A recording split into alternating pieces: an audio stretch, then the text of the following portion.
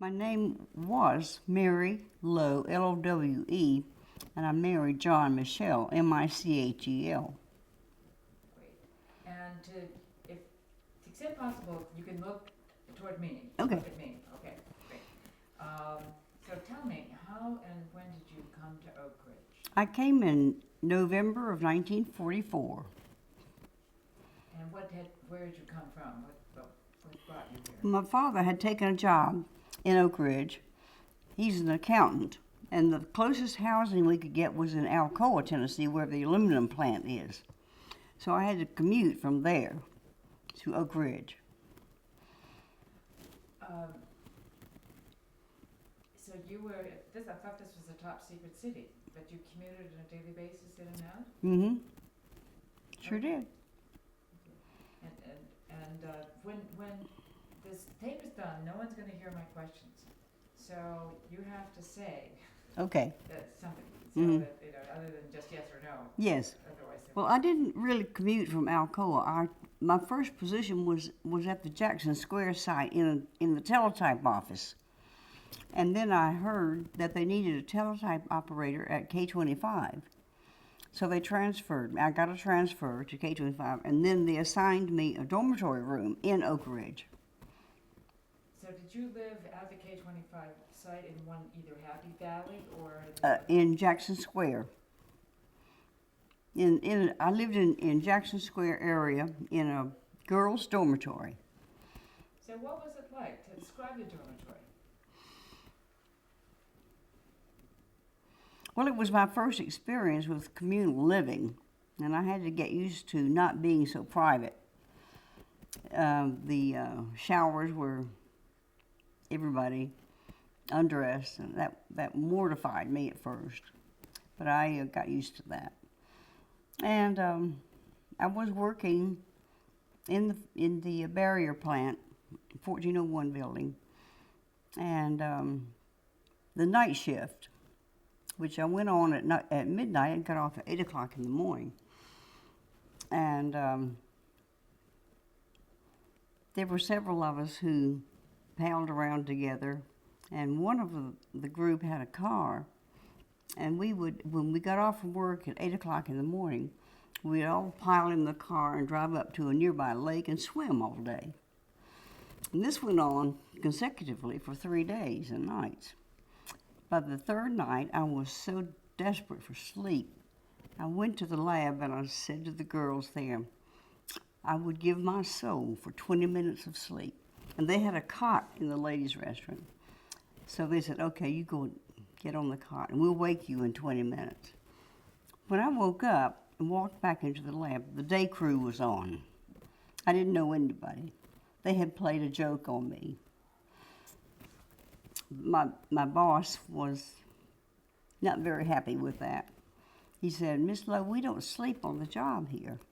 And he said, you won't do that again. They were desperate for help. They would have fired me otherwise. But they kept me on. How many women were there working at Oak Ridge? I don't know the exact number, but they were mostly clerical personnel and some lab techs. I don't think there were many professional women like engineers and physicists. I didn't meet any of them. I did meet one lady who was a technical report writer. And how old were the women who worked at Oak Ridge? Mostly teenagers. There were a few of them who had graduated college, but I worked mainly with teenagers. Well, I was 17, and we were all right out of high school.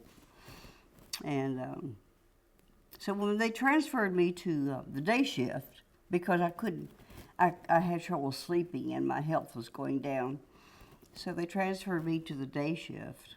And when I did that, I started going to night school, pecking away at taking courses. And then after I got married, I continued some with night school. And how did you meet your husband? Well, he was working in the same building. And I saw this handsome man. I said to myself, that's for me. But we dated 2 years and then married. Go ahead, you ask. Mom, talk about the ratio of men to women. 15 men to 1 woman. Okay, Say it as a sentence. The ratio of men to women. 15 men to a woman. so how was that as a woman? Were you besieged? Overwhelming. There were no problems having dates. You just had to be very discriminating. Were there, going or not? Well, she had a lot of fun. I did. We had a lot of fun. And I met people that I ordinarily would not have met from all over. And I consider myself sort of an amalgam now of all whom I met. It was a growth experience for me. And where were you from? Originally Wilmington, North Carolina, down on the coast. So were most of the young women then, were they mostly from the southeast area, from Tennessee, or from all over? I think they were mostly from the southeast. I met a few. I had a housemate later on. We got a house together with 6 girls. And one of those girls was from Providence, Rhode Island. She was our token Yankee. We all got along just fine. Had fun. We had a lot of parties.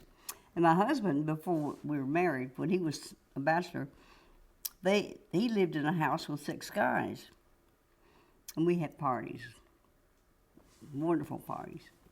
And those were the days when a girl was not put on the spot. I mean, you didn't have to say no, no, no. The men were gentlemen. Good, clean fun. Pardon me? You had good, clean fun. I did. Yeah. And tell them about the dances. Oh.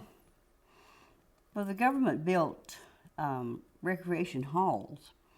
And so we had dances. Almost any night of the week you could go to the recreation hall and dance. And most of it was recorded music, except on weekends we had live music. And we had tennis court dances. And this guy would bring his equipment and play records. And we would dance on the tennis court. Were there a lot of people would show up for these, or? Oh, yes, it was jammed. What was the spirit like? Were people happy to be here? Were they anxious because of the war and relatives abroad fighting, or? The spirit was one of freedom. A lot of us had never been away from home before, and we were enjoying our freedom. And as far as the war effort was concerned, we were vaguely aware of it. And I knew what I was doing in the lab where I worked, but I didn't know the big picture. I didn't know how that would fit into the bomb. Were you surprised? Oh, yes. I was very surprised the night that the news broke that the bombs had been dropped. There was joyous occasions in the streets, hugging and kissing and dancing and live music and singing that went on for hours and hours. But it bothered me to know that I, in my very small way, had participated in such a thing. And I sat in my dorm room and cried.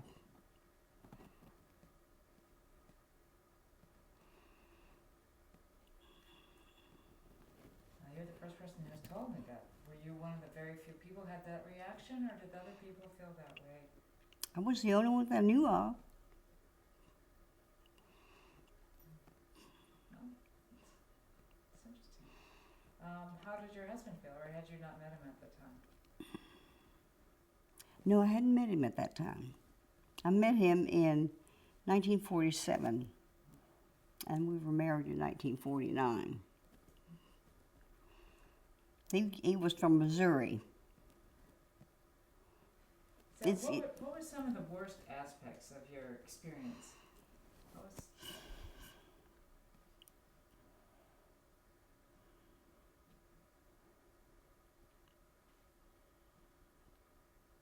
the rationing, and the food in the Army cafeteria was awful. We called it the Ptomaine Tavern. It was awful. That's where I learned to drink coffee, because the milk was always rancid. So most of your meals were in this cafeteria? Yes.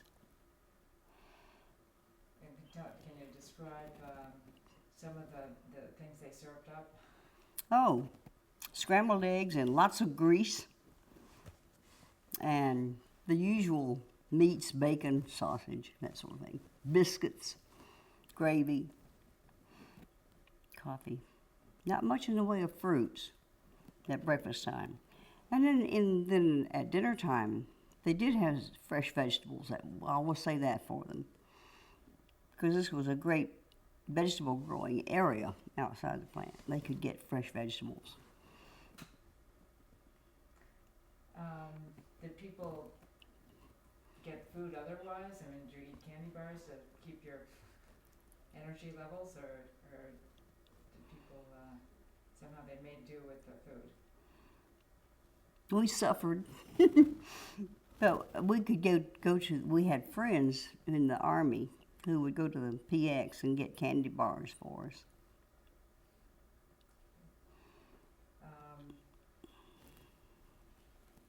What do you think of the importance of remembering the Manhattan Project? Should this history be preserved?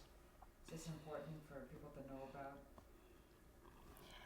Well, for a long time I had ambivalent feelings about it, but as I learned more about the world situation at that time, I learned that there was a massive army ready to invade Japan, and there would have been many lives lost on our side as well as theirs.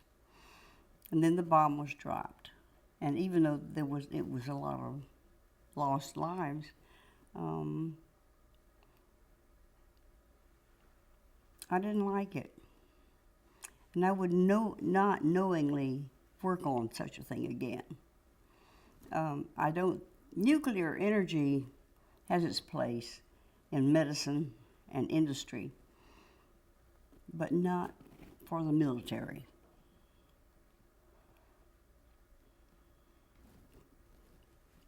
So how, do you have any other things that you have, that I haven't asked you about, that you think would be, that you want to tell us about? Oh, there were funny little incidents. I remember one time on the shuttle bus that took us from our dormitory area out to the plant, we had to pass through a guard gate. The guard would get on the bus and check everyone's badge. And one night, the guard said to me, "You come with me." And I was scared to death. He took me in the guardhouse, and he asked me my name and my address and my phone number, where I was from. And then he let me back on the next bus. So I reported this to security at the plant. And he was a good friend. He was Mike McDermott, an ex-policeman from New York City, head of security. And he said, "I'll check into it, Mary." And he found out that this guy just wanted my phone number. So there were these little tricks that the guys would play on girls. And one thing that was very interesting, I thought, was they had a meeting in Summer Hall where they were going to speak to the girls, the women, on sex. And I imagine it would be similar to what the Army expects of the men. But it was so graphic. They had a doctor there and an ambulance and some nurses. And there were several girls who fainted when they saw the film. People weren't watching the R-rated films those days. No. This was a shock. It was a shock. That's interesting. Were they strict rules about boys and girls getting together, in terms of who? Well, in the dorm, I had a house mother, and she was very strict.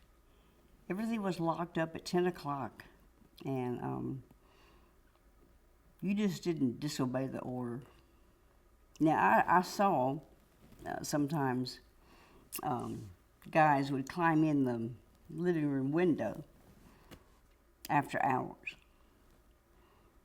but I didn't participate in that. That's great.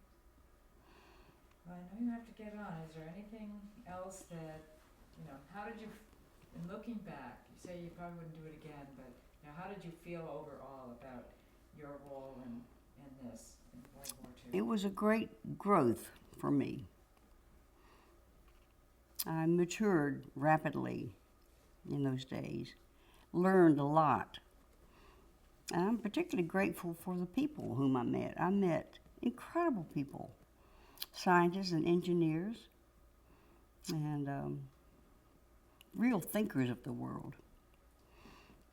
Mom, why don't you mention that, you know, your friends that you've stayed in touch with over the decades and that some of them are here now? Oh yeah.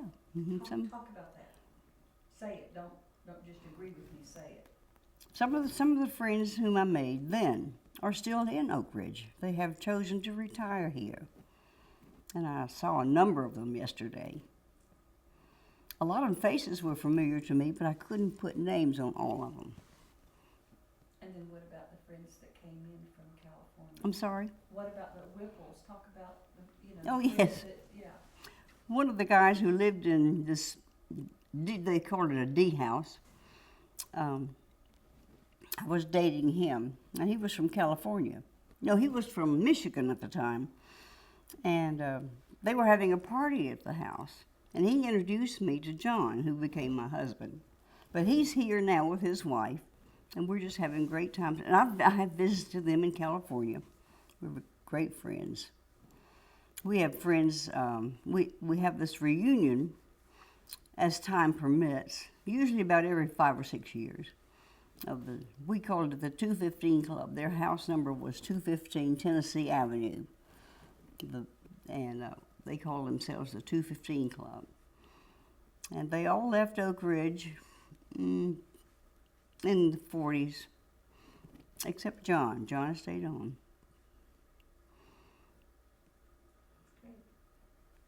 That's terrific. It sounds like we've missed out. You guys had a wonderful time. I did. There were some scary aspects to it. But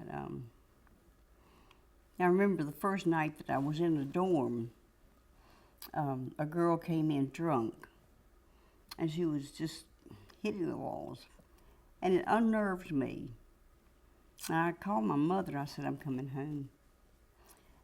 She said, well, just don't make a hasty decision, Mary. So I stayed in. But there was a lot of bad behavior, quite a bit. It's like having college students here. Mm-hmm. You were all 17 and Yeah. makes great. Well, this has been great. I don't want to keep you from Knoxville. I know Okay. You have to get on your way. Let's see, is there anything else that you can think of? Oh, no. Well, my particular function was to go downstairs to the basement area where they had these huge furnaces.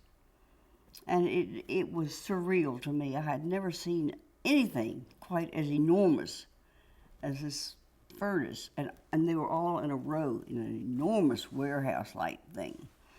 And my job was to attach a sample bulb to the furnace and withdraw a sample of the uranium. And take it back upstairs to the lab and analyze it. And then subsequently, about every hour, I would have to go out onto another floor where they had huge tanks of a liquid. I don't know what the liquid was, but they brought in these pipes, the piping in the plants, in huge sections, and would put them in the tanks to cleanse them. And then my job was to sample the liquid. And we had to walk on these high wooden platforms and I was wearing high heel shoes in those days. And my supervisor took me aside one day and he said, "I don't think that's a good idea." Sounds a little dangerous. Yeah. That's good. But we worked with some volatile materials. We were supposed to wear protective aprons. I don't remember if they were asbestos or rubber, but they covered you fully in the lab because we would clean the bulbs after they had been evacuated with sulfuric acid. And one girl just didn't want to cover up her pretty clothes with this apron, and she spilled a 500cc beaker of sulfuric acid down her front, and it ate her clothes off and burned her skin. I think she learned a lesson that day. That's a good story. It sounds like the safety procedures were probably not as stringent then. Very relaxed. You want to say that as a sentence? The safety procedures were not in effect that I could notice. We didn't have masks, and I was breathing fumes off these tanks, and I think I was exposed to radiation. I was tested years later and found that I had lead poisoning as well as a severely reduced immune system. And that's not recoverable. So there were health hazards involved that we didn't know about. Now, if the scientists in charge knew about it, they didn't tell us. We were just workers, expendable, to get the job done. And there are a lot of people still living today with very poor health because of that.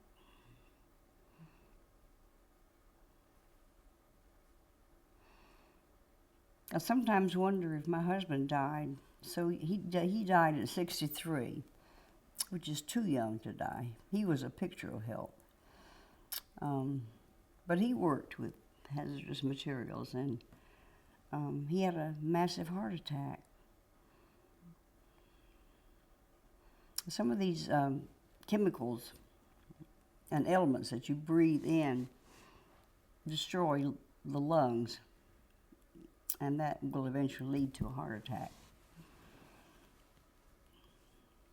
And I wrote to, what was the department in Washington for his records? And they, for a long time, would not send it to me. I wanted his medical records. And finally, they sent me a letter which said that his medical records didn't show any abnormalities. Well, do you have any last comments you want to make about your experience or looking back on it? Would you do it again? You know, it would be awfully hard to replace the benefits that I got from it. In that respect, I would do it again. But if I were asked to work in a plant that produced bombs, I would not.